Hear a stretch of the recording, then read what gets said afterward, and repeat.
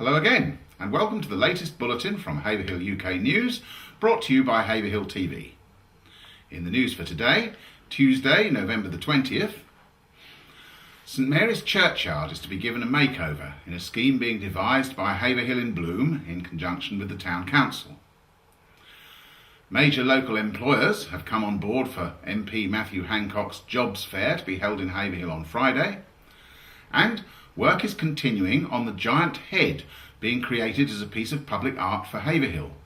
But where exactly should it go?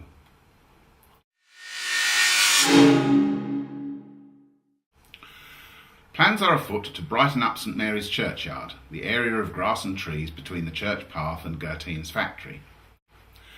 Haverhill in Bloom has come forward with a proposal to carry out the work in phases and is looking to attract funding to transform the area. The group has presented the plans to Haverhill Town Council's Community and Leisure Committee and been given £5,000 towards the first phase of the scheme. This would cover the area next to the Drabbet Smock pub and is expected to cost around £15,000. Later phases would be more expensive and include relaying the path and bringing in lighting via Victorian-style lamps, as well as creating public art to fill panels on the walls of the factory which surround the area. Chairman of Haverhill in Bloom, Ben Pumphrey, said this was an area of the town where they were keen to make an effort and brighten it up, using the existing architecture and mature trees. Haverhill Jobs Fair this Friday now has over 20 confirmed exhibitors, including major local employers like Sainsbury's and Delstar Engineering.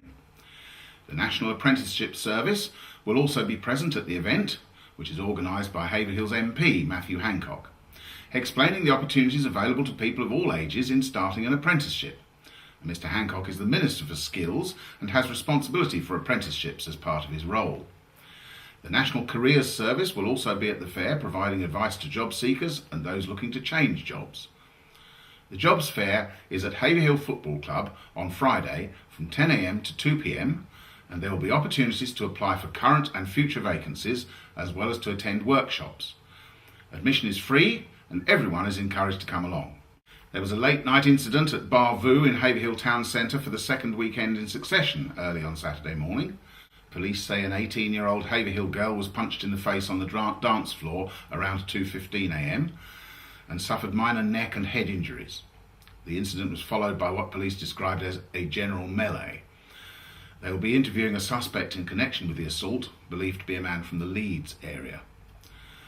Haverhill's Police Chief, Inspector Peter Ferry, has reiterated their confidence in the management of Bar Voo, stated last week after 2 police officers were assaulted during an incident which spilled out of the premises into Jubilee Walk.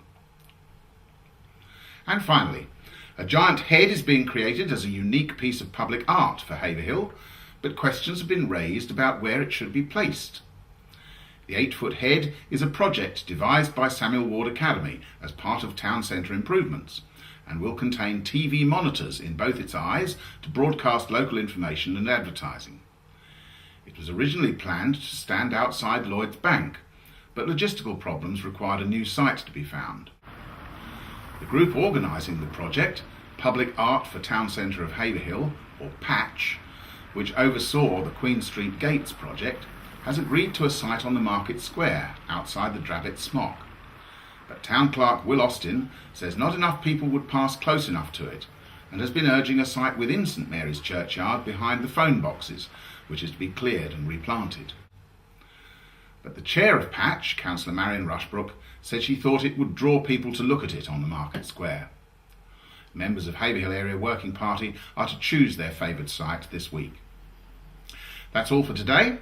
Join us again for more Haverhill news on Friday, and meanwhile keep in touch by going to www.haverhilluk.co.uk or following us on Twitter. And here is the weather for the rest of the week.